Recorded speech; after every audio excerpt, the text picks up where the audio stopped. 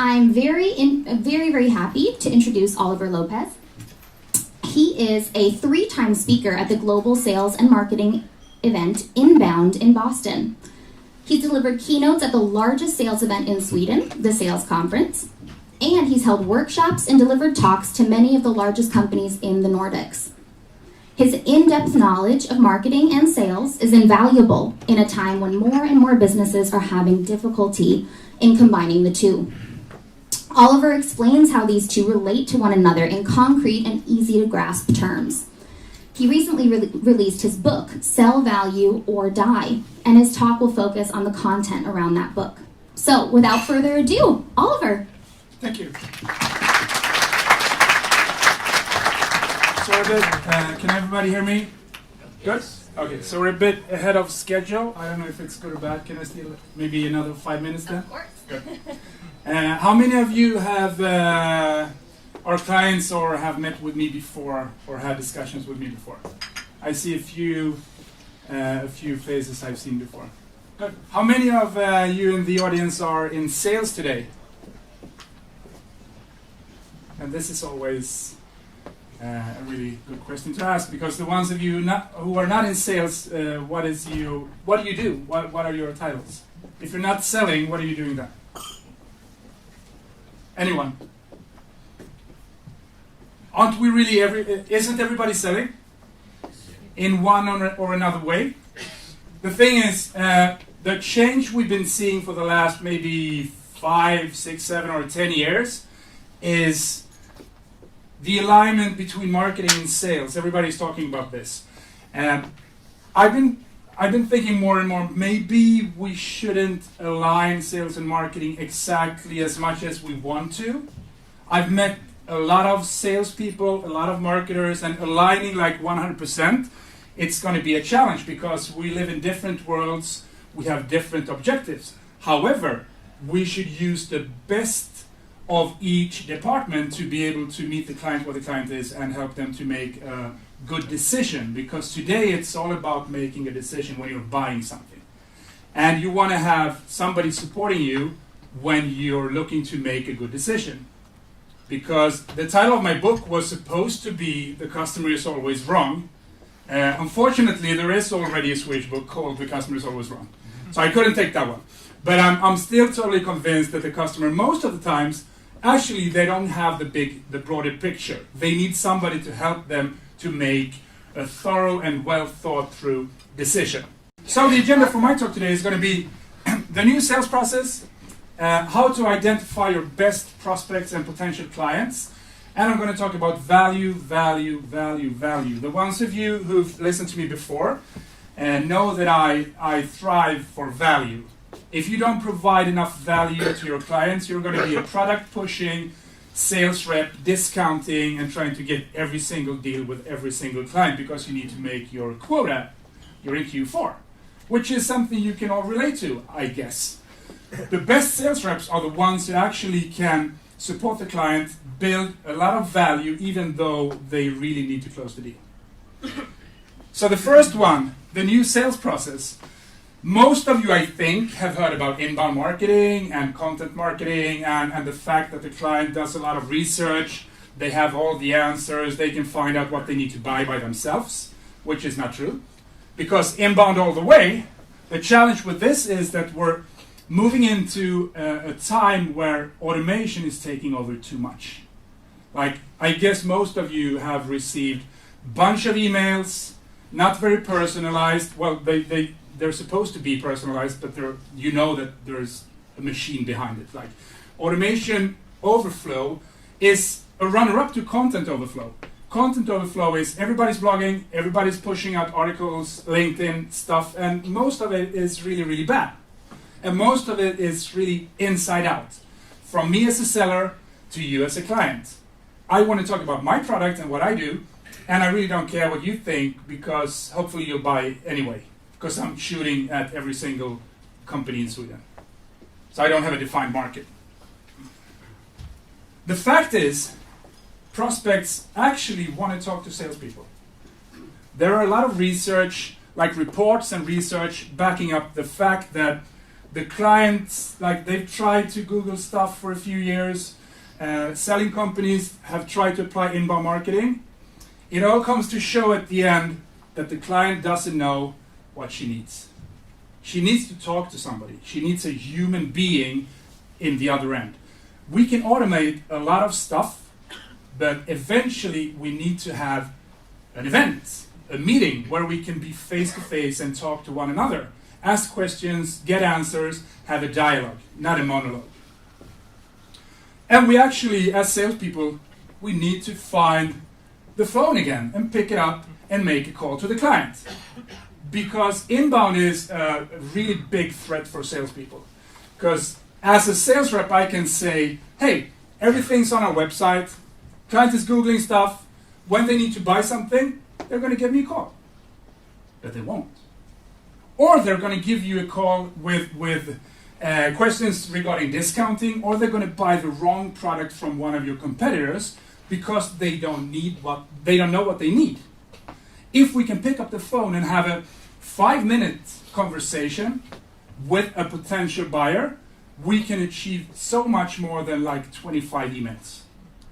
I personally love the phone. I love to talk to people. I hate emails.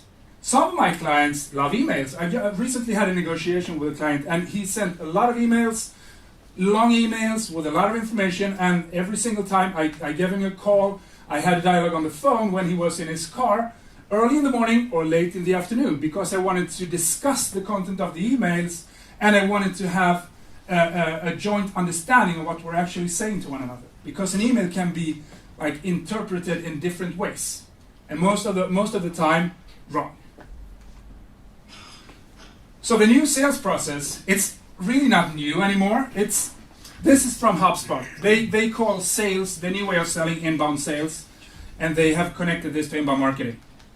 To me, inbound sales, it's all about value building. It's a supportive way of selling. It's helping the client.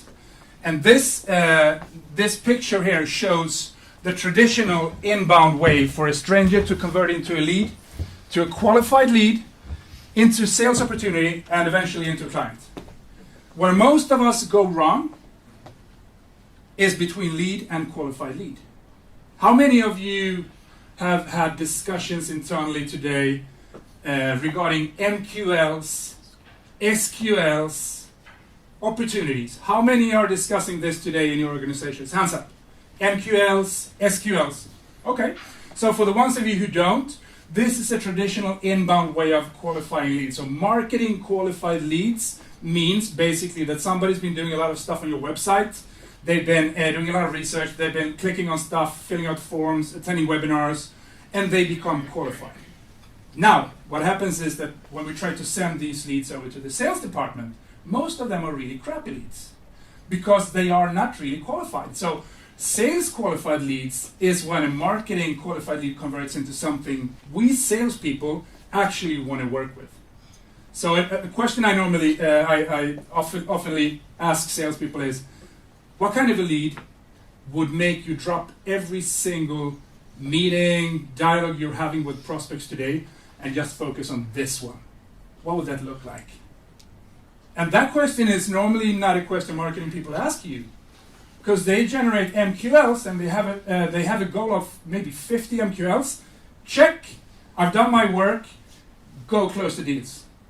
Thing is, out of the 50, maybe 5 are good ones. So what happens then? This is where we need to connect like the automated marketing efforts with the personal selling efforts. Because the reality looks like this. So, go hunt, you have a lot of leads. And the sales departments, where are they? These are crappy opportunities. These are not even leads. I want to have this, this, and this. Good. Let's sit down together and define what a good lead is. How many of you have been sitting down with the marketing department, maybe for an hour or two, defining what a good quality lead actually looks like? A few of you. 3. This is the challenge, because we're going to be so much better at closing, at conducting really good quality meetings, if we sit down with the marketing people and actually say, hey, let's define this together so that the leads you send, even if they are like 15 instead of 50, we're going to close 10 of them. That's the challenge today. So how do we actually achieve this? Well, it's about having the right people, the right person in the right seat. It's about having a process. And again, the process is not a marketing process and a sales process. The process is a sales process. Somewhere in the sales process, marketing things are happening. It could be in the beginning of the process, it could be at the end, or it could be on an ongoing basis because we interact with a company's brand all the way through the sales cycle. It's not like when we learned, like when we understood what email marketing was from the beginning, it was marketing generates leads and they do a lot of digital stuff and then we hand it over to sales and they close the deal. But what if you've had a meeting with a client and they don't want to meet with you again for several different reasons? You can then interact with your marketing people and give them valuable information, communication until you meet with them the next time. So again, it's not marketing initiating, it could be marketing supporting the sales process and not just starting it. And then we need tools. So we need tools like OneFlow, tools like HubSpot, tools like Sales Navigator, tools like Vino to be able to work as efficiently as we can as salespeople. Because if we don't, we're not going to be able to track stuff, we're not going to be able to know if we're doing good or bad, if we're actually achieving the goals we set up. So people, process, and tools. And so the move from automation to a human being, again, it's maybe because I'm 44 years old, but I love people, I love talking to people like this. We do webinars, a lot of webinars, but it's not the same thing. This is much more fun, hopefully both for you and for us to be able to interact, to discuss, to have a dialogue. Young people today, I have a daughter, she's turning teenager in April. She's like, and even like people in our organization, younger people, they don't want to use the phone as a phone. They want to send texts. They want to do WhatsApp, Snapchat. I recently told somebody, a sales guy, during one of the workshops I had, like, you know you can call using the phone, right? And he's like, why should I do that? I'm just sending text. Yeah, thing with sending text is it's not very personal. It's not very constructive. It's a one-way communication. If you talk to somebody for only for 2.5, 3 minutes, you're going to have a valuable dialogue. And you can resolve a lot of issues on the phone. So, when a marketer today generates a lead, which turns into a marketing qualified lead, I personally think, and we work with this function, and we help a lot of our clients to define what an SDR is, a self-development representative. How many of you have heard of SDRs or BDRs before? Hand up. Most of you. How would you define what is actually an SDR? Somebody. How would you define an SDR? Somebody, hands up. Qualifier. A qualifier. An SDR is a qualifier. What kind of, what traits should an SDR have? What kind of, like, what knowledge should they have? Should it be a salesperson or a marketer? What do you think? If you could choose, should it be a marketer or a salesperson? Because this is somebody qualifying leads. Most of them inbound leads, or if you don't have enough inbound leads, you need to prospect for new ones. So what would you say? Salespeople? What would you say? Is this a salesperson? Combination. So this is, among the clients we've worked with and the dialogues I've had, I would say it's a pretty 50-50 match what you think this is. And specifically where you put this person. Is this somebody who's working in the sales team or in the marketing team? Because I've seen, like, during the last months that actually placing a salesperson in the marketing team is a good thing. You know why? Insight. Yes, so the challenge we have had for so many years now is that marketing are doing their thing, sales, we're doing our thing, we don't talk to one another. What if we place a salesperson in the marketing team? What would happen? Or let's call it the demand generation team, which is another word everybody's using out there. Demand generation. If we place somebody who's actually a salesperson in the marketing team to make them talk to one another and to make them work as a team. I've seen this. This is probably the recommendation I would make today if you're hiring SDRs. The challenge with placing an SDR in the sales organization, what do you think that would be? What kind of a challenge would you have if you place an SDR in the sales organization? What do you think?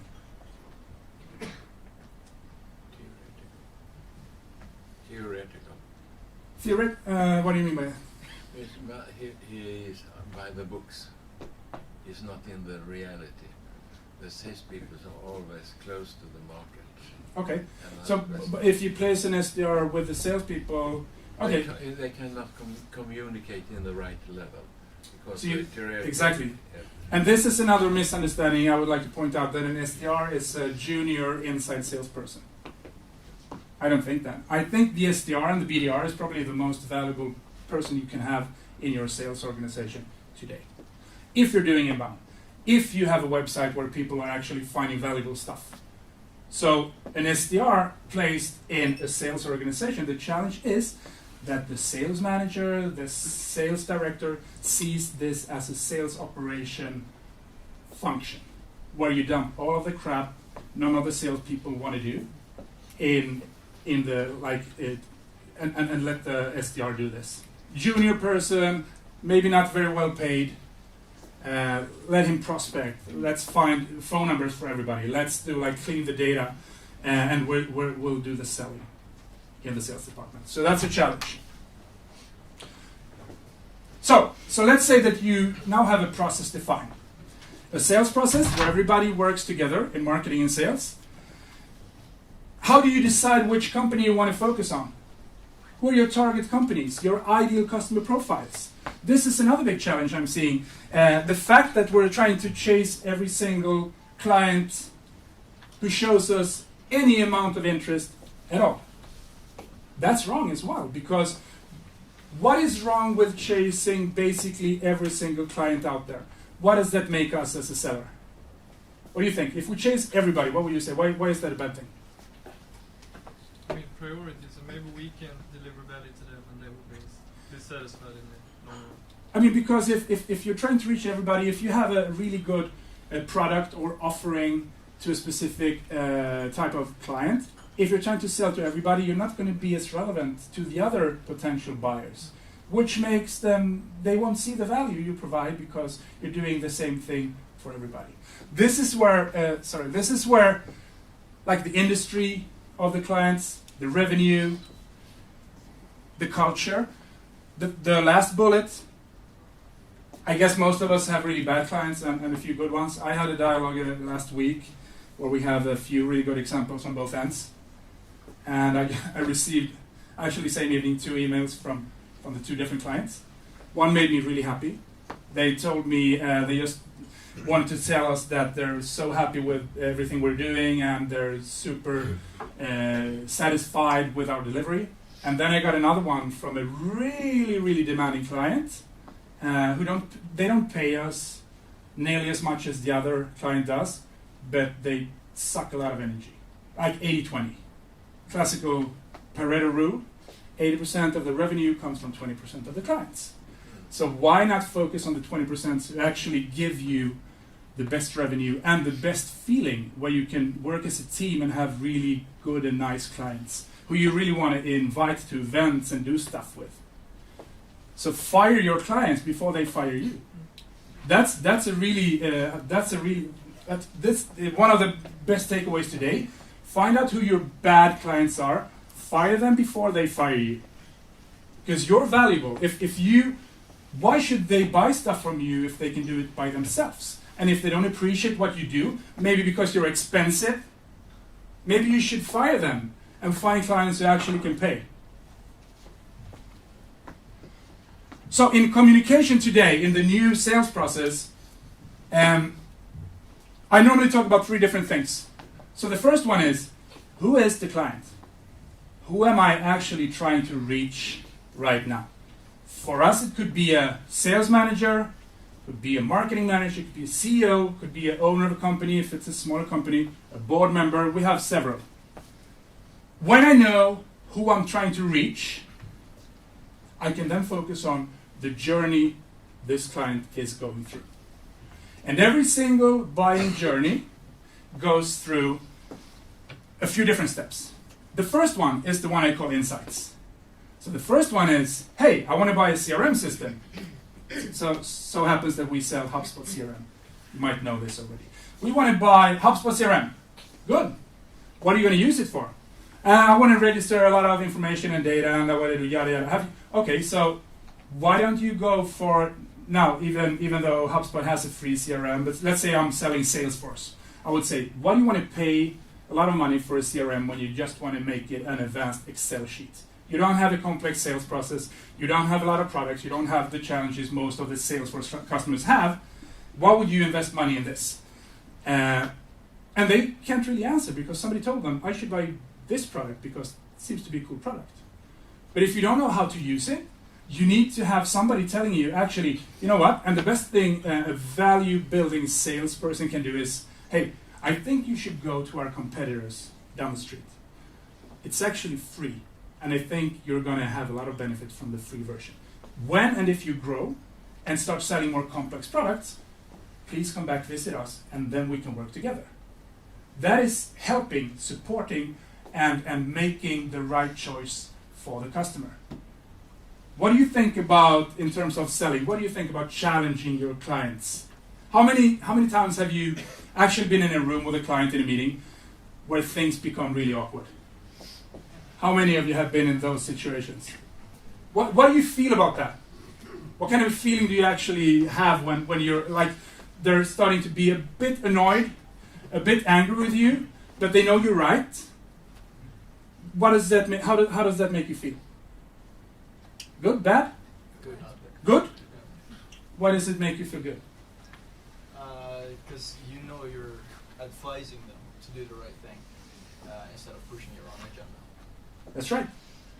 Because if we just agree with everything they say, if we give them everything they want to buy, if we give them the discount they want to have, maybe even before they ask for it, we're not providing any value at all. We could tomorrow be replaced by a web shop. Because why should they meet with us and discuss things if we're just going to agree with them? Just put the product up. It's 500,000 Swedish crowns. You click 3 times, you buy the system, and you're set to go. Doesn't work like that. Most clients who want to achieve results, they want to have a partner, somebody selling stuff to them, challenging them in a constructive way to make other decisions. Even though it might be a big investment now, it's going to be the right investment moving like maybe 1, 2, or 3 years down the road. So challenging is a really good thing. Challenging, educating, and supporting your clients, that's the role of a modern salesperson. Because if we don't have tension, we've basically not had a good meeting. I love meetings with a lot of tension. I want to have tension. I thrive with tension. That's what I love. Because if everybody is patting each other on the back, change is not going to happen. And yes, I've had meetings where the client actually told me, I don't think we should work together. We're not agreeing. Perfect. I agree that we disagree. Happy hunting for another provider, and I wish you best of luck. Because those clients will turn into the bad ones. The 20% demanding 80% of your efforts, giving you 20% of the money. And this all comes down to, like, if we know who we're trying to reach, what kind of a decision we probably know that they're going to make, and we want to correct them. It's all about the value message we put out there. Like, it's never nobody would be surprised who's listened to me before of the title of the book, because if you don't sell value, you are actually going to die. You're going to be replaced by robots, by AI, by automated processes. It's happening already. People are selling stuff for a few 100,000 crowns, even more, online without interacting with salespeople at all. And this is really scary if we're in sales. Oh no, yes please. I'm told, yes please? Yes. You like it? Yes. Okay, good. Then maybe you haven't met the right salesperson or bought the complex enough product or solution to be able to have a discussion. Saves time. Saves time. It does. In the beginning, it saves time. It could put you in a lot of trouble at the end if you don't really know what you're buying. But I hear what you're saying. But the value message is basically the central part of what we're doing. So what are we actually selling? It's not a product. It's not a solution. It's an outcome. It's an end result the client wants to reach, and they want to do it together with somebody who can support them, regardless of the product. Why should they care about what you're selling? That's the first question you need to ask yourselves. Why should they buy from you and not your competitor? Number two, what problem are you solving? Not symptom, problem. A symptom is that I'm overweight. I'm extremely overweight. That's a symptom. Why am I overweight? Maybe I don't work out. Maybe I have a bad eating habit. Maybe I eat a lot of candy. Maybe it's a genetical thing, but the fact that I'm overweight has nothing. That's not the problem. That's a symptom. You can solve this by doing things proactively. You end up being overweight because you do things the wrong way. Emotions and ROI. In B2B sales, we buy as much on emotions as we do on logic and return on investment today. I don't know how many times I presented an ROI spreadsheet to a client and they've told me this looks really good. And then when we're supposed to sign the deal, you know what she says? Doesn't feel good. What do you mean doesn't feel good? You have the proposal, you have the data, you have the figures, it's an investment, you're going to earn money, which you agreed on the last time we met, yes, but it doesn't feel good. So why are we saying that it doesn't feel good? It's something, probably regarding to the salesperson, I really think you're I think you're good at what you do, but I really don't, it's something, I don't really like you. And that's fine.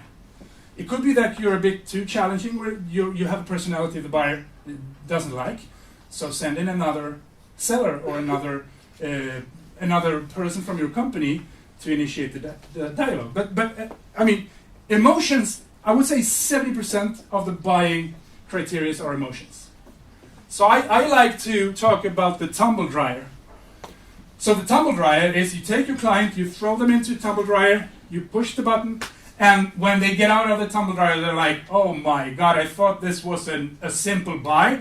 Now I've been presented all of these challenges. I don't know where to begin. Or a similar way, I tell a lot of clients, what if you took like a bomb and you throw it in the conference room and it explodes? Nobody's in the room, obviously. And then you leave the room and they go in to pick up the pieces. But they don't know how to pick the pieces together. And they need to call you. So you need to present them a different reality, which is not as simple as they think. Because if you're selling systems or solutions, you know what kind of a mistake a client normally makes here, which will end up right over here. And not over here where the clients think she's going to end up. You know, you've been through these deliveries and cases. You need to tell them, stop, you need to do this and this if you want to avoid ending up here, like a few other clients actually did. You want to know how to avoid the mistake? Yeah, I trust you. How would I do that? Now we're having a discussion.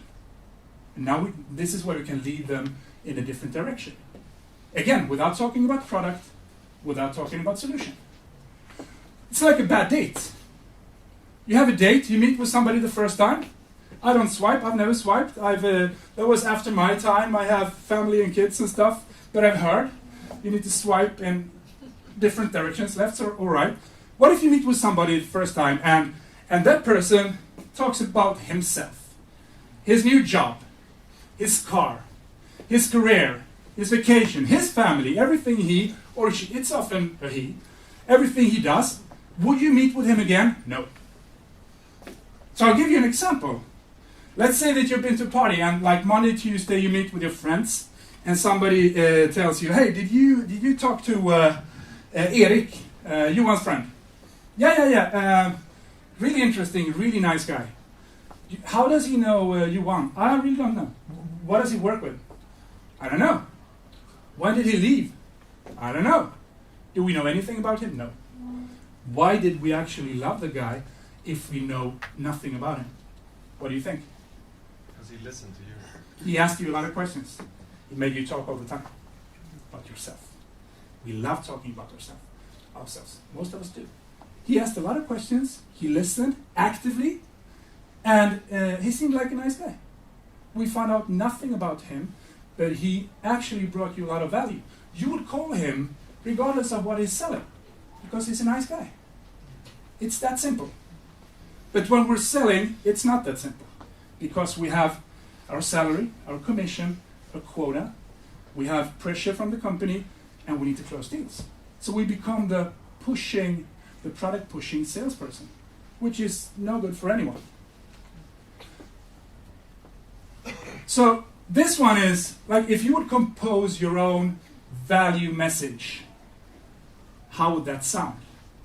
So if you look at saying, what is it that you do? For whom do you do this? How do you do this? And why? So I know Simon Sinek starts with why, so that's why I put it in the end. I don't want to be like Simon Sinek.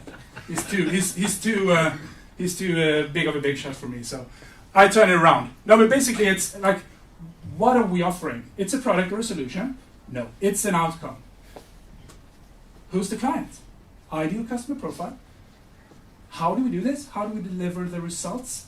And why is this important for us? From the customer's perspective, why do we think this is important for the customer to do this with us? So think about that one.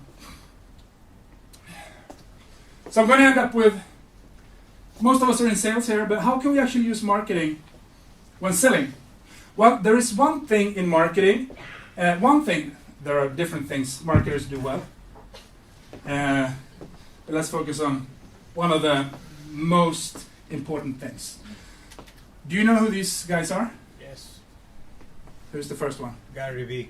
Gary Vaynerchuk. If you don't follow Gary, follow Gary. On LinkedIn, on Instagram. Gary runs a marketing, he's a big shot celebrity nobody knows about if you're not like an addict to social media, which I am. He runs an extremely large corporation, a marketing agency in the US. Have you heard about the peanut advertising thing during the Super Bowl? His agency did that. So here's a marketing guy. He calls sales, you know what he calls sales? Or marketing. He calls marketing grown-up sales. What does he mean by this? Well, if you put on your marketing hat, it would be, well, okay, it's not pushing, it's not like making people buy things they don't need. It's grown-up sales. It's advising, supporting, helping. And then we have the other one. Cordone. Grant Cardone. So Grant Cardone is a self-made billionaire and a sales guy out in the fingertips. He's like, they've had discussions in social media where they're not agreeing, but what I want to do with this is to show you that these two are extremes in what they do, but if you combine the way they look at marketing and sales, you have a really good way of closing deals. So how can you then use marketing when you're selling? You use emotions. Because if 70% of the decision from a client who wants to buy something, also in B2B, is based on emotions, you need to sell using emotions. How do you do this? I have a few different examples on how you can sell emotions and not the product. This is a company who sell motorcycles. It's Harley Davidson. What does the ad say? Somewhere on an airplane, a man is trying to rip open a small bag of peanuts. Can you see it? I can. Even though I'm a big guy, what if I have two even bigger girls or guys on my sides pushing me to not being able to open the peanut, and I do it, and I spill coffee and water and everything, and get totally frustrated. What if I take my Harley and go whenever I want to go, wherever I want to go? It's only me on the road. Everybody else can go whatever they want to do. Right. So this is feeling. I don't want to be in the plane like pushed in between two people. I want to do this. I want to decide whenever I want to decide. The thing is, it's an expensive bike.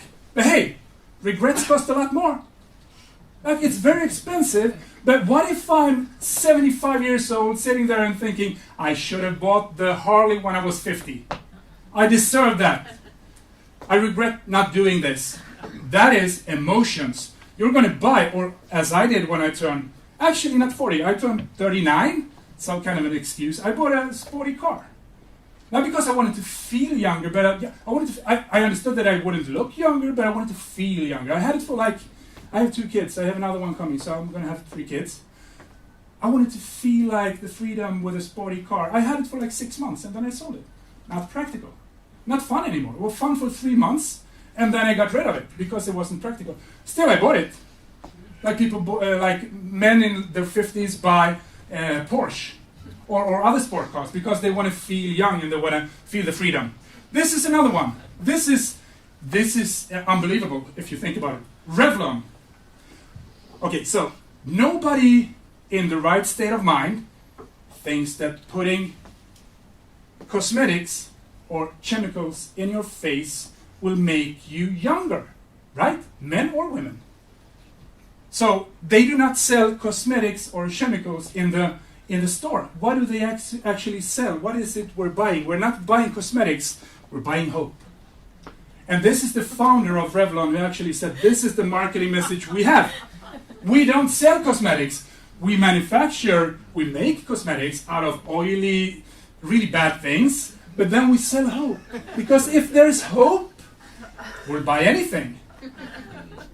So hope will sell you anything, and if you're a parent, you'll buy anything, because what if your kid, you only want the best for your kid, right? So I don't care if it's expensive. We buy stuff, totally crazy stuff, as long as it's for our kids, because they should have the best, right? Crazy. Okay, so to finalize, 3 things. So we need to choose our prospects and our clients wisely, and we need to combine the way we use marketing together with sales to be able to reach them with a value-building message and not product-pushing communication. And then again, value, value, value. And take this with you. We're probably going to send the presentations to everybody who's attended. At least I think we'll do that. So take the value message, like the formula, what is it you do, for whom do you do it, etc., and apply this to what you're selling. And try to not talk about the product or the solution when you build this formula, because it's the end result we want to achieve.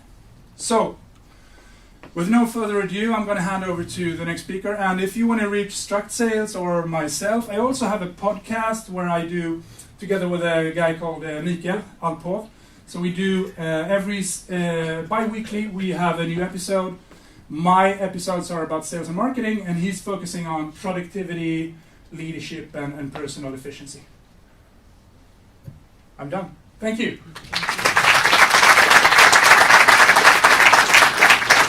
Thank you, Oliver. I, for one, can't wait to get my hands on your book. I see that there are some copies outside. Sorry. There's a book stand if you want to, have an easy read, during the weekend. It's a pretty small one. There's a book outside you can buy if you want to. Thank you. Perfect. Thank you.